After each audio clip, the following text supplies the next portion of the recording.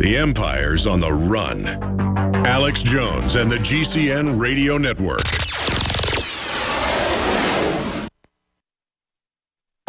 Open your eyes. It's time to give your eyes a powerful nutritional boost. Sight is the primary input to the brain, arguably making eyesight the most important sense we have. And just like the other important organs in our bodies, our eyes function at peak levels when they are fed the proper amounts of essential nutrition. Open your eyes. Combining key ingredients like vitamin A, zinc, lutein, proprietary saffron bulb extracts, and more, OcuPower by InfoWars Life is the new formulation specifically designed to nutritionally assist the natural function of healthy eyes.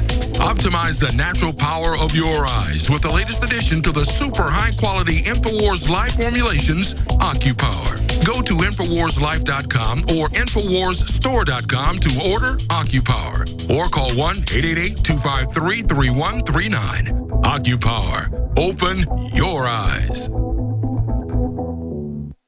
You've heard about the essential qualities of iodine when it comes to your well-being, and you've read the opinions of top experts regarding this good member of the halogen family. Still, reports indicate that iodine is absent in sufficient amounts from the daily lives of countless people worldwide. Now, our extra-strength new nascent iodine formula is here, Survival Shield X2, leading the way into the next generation of super high-quality nascent iodine. InfoWars Life Survival Shield X2 is derived from 200+ million-year-old salt solutions found more than 7,000 feet below the Earth's surface. The result is a unique nascent iodine that is both concentrated and free of unwanted additives, genetically modified ingredients, and completely vegan. We even pre-screen our Survival Shield X2 iodine for radiation. Pure, clean, and sourced from deep within the Earth, X2 nascent iodine is available exclusively at InfoWarsLife.com, InfoWarsStore.com, or call 1-888-253-3139.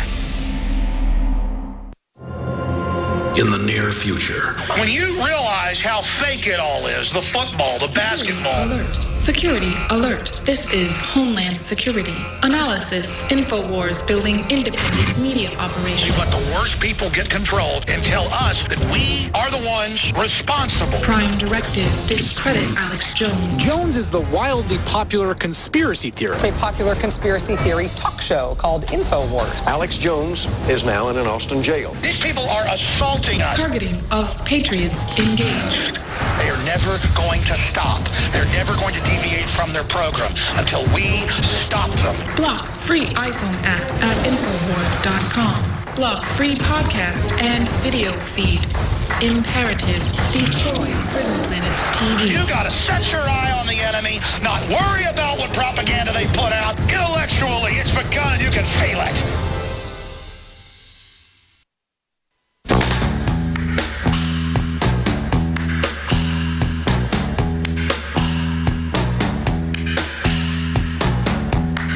Waging war on corruption.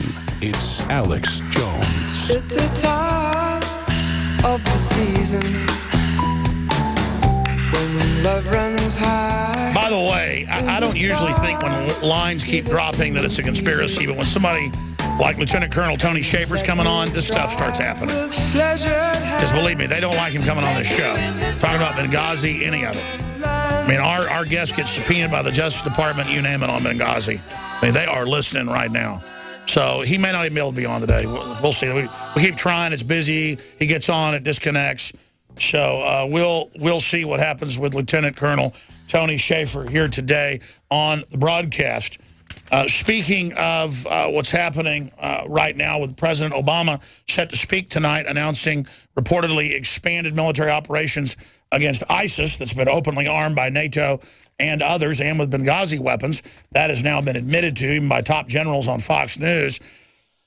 Obama is set to ignore Congress and announce the serious strikes tonight. Congress is trying to consult with him so they can be part of the decision. And I tell you, I won't cry myself to sleep at night if ISIS gets bombed. The question is, Congress is supposed to be in charge of this, then the president execute. He is not consulting Congress. This article out September 10th.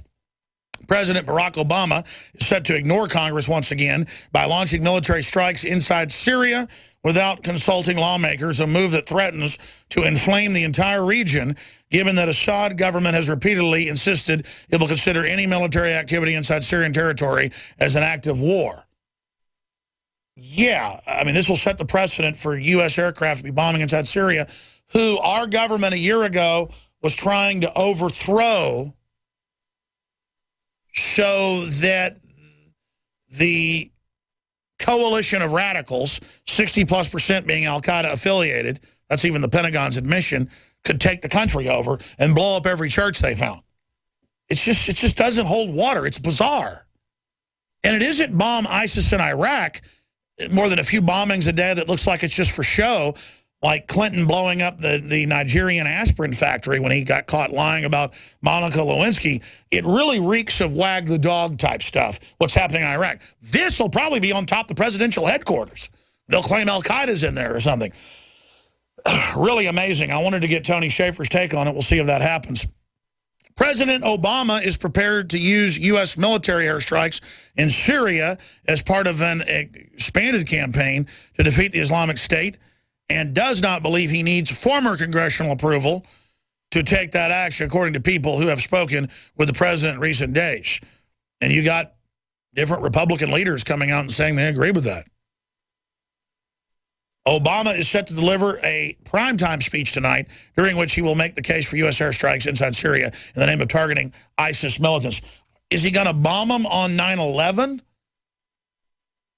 Is this all wag the dog from Benghazi revelations that are coming out?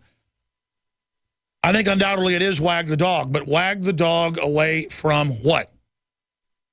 What are they trying to distract and divert away from right now? And will there be this fabled terror attack that we are being told is coming inside of the United States on or before 9/11?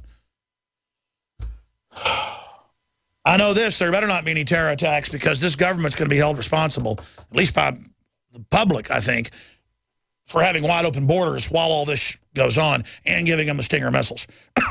Guys, relax. If you can't get him, it's no big deal. We'll get him tomorrow or something. Appreciate you trying so hard. I see you guys stressed out. I know the audience wants to hear from him, but it's not that big of a deal. Oh, perfect. As soon as... Oh, fantastic. Now, again, a lot of things have been happening over in the Middle East. It's a fluid and complex situation. But I know this. Al-Qaeda was supposedly defeated pretty much a few years ago, and now we're told the son of Al-Qaeda, IS or ISIS, is taking over the whole planet.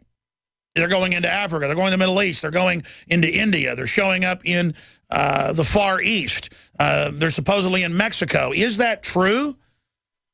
And what is NATO's real policy when they help fund this very group to attack Syria in the last 2 years? I know that he's been critical of what's been happening in Syria, backing these rebels. We have Lieutenant Colonel Tony Shaffer on, who is also a best-selling author. He's the guy that testified in Congress about Stratus Ivy. The Last Line is his latest book. He's written nonfiction, but The Last Line is fiction, so I guess you can get more stuff in there and not have it censored. And it just went into paperback. Again, it is a New York Times bestseller and has 4.5 stars on Amazon. And I've read the book. It's excellent. Just throwing that out there. Colonel Shaffer, thank you so much for coming on with us today. We've obviously got a lot of questions for you. Sure, Alex. Great to be on. Thank you for having me. Where should we start? The president's coming up tonight claiming he's going to strike ISIS inside Syria. What happens if Syria gets upset about that? They said they'll consider it an act of war. I thought we were backing these very rebels in Syria. What's happening? Well, we were. I mean, that's the grand irony here. And one of the things I'm hearing, Alex, is going to be, I think, troubling to your audience and to you and me both, is the fact that he's going to ask for like $500 million to fund these so-called militia. And so I'm calling it the Guarantee of Adversary Act of 2014. So we will guarantee to have enemies trying to kill us for the next 10 years based on the fact we'll be funding them. That's how insane this legislation is. Because if you like what happened in Libya, that's what he's trying to do. And so I have no confidence at all of what he's going to talk about tonight. As a matter of fact, I literally just left Capitol Hill already been meeting with members and staff and had a conference on an alternate strategy we're trying to put forth that we're going to make it public. We're not going to hide our intentions to try to get some sunlight shined on this. But to your point in the opening, Alex, the very people that are now the president's going to talk about trying to kill and roll back are the ones that had he gone about conducting the airstrikes, destabilizing the Assad regime last summer. Had we done that, they would now be in charge of all of Syria, and they would have had not only the army they've stolen from Iraq, they would have had pretty much the whole Syrian army, which is it's not an unformidable force. Well, we're even hearing from the family members of one of the journalists who reportedly had his head sawed off by these crazies that it's the so-called good rebels in Syria that sold him to ISIS. And I've seen Pentagon numbers of 65% of the jihadis there in Syria are al-Qaeda or ISIS linked. What's the numbers you've got? The numbers are higher than that, and I don't want to get into it because I've been told exactly what they think they are, and I have to stay away from that. But let me just tell you they're higher. And this is the concern that you and your audience, I think, really need to internalize here, is that funding these guys fundamentally may well help destabilize Assad, but when they're done with Assad, they're coming back towards us. There is no good to be had from funding these militia. And as you point out, Alex, rightfully, that these so-called allies, these guys that we were working with, sold the journalist, one of the American journalists, into ISIS for purposes of their own making. So let me be painfully clear here, there are no good radical Muslim militia. Anytime we fund something like that, it will come back to bite us. One of the policy points we just made to members in Congress here, Alex, is the fact we have invested in a workable military organization in the Middle East. These consist of militaries that we have helped shape: the Egyptian military, the Jordanian military. These are all militaries which we've invested in. They have sent officers to the military academies, to the war colleges, and for goodness sake, why would we not want to work with them, such as the Egyptians, who right now, by the way, Alex, are doing what we should have done in Libya.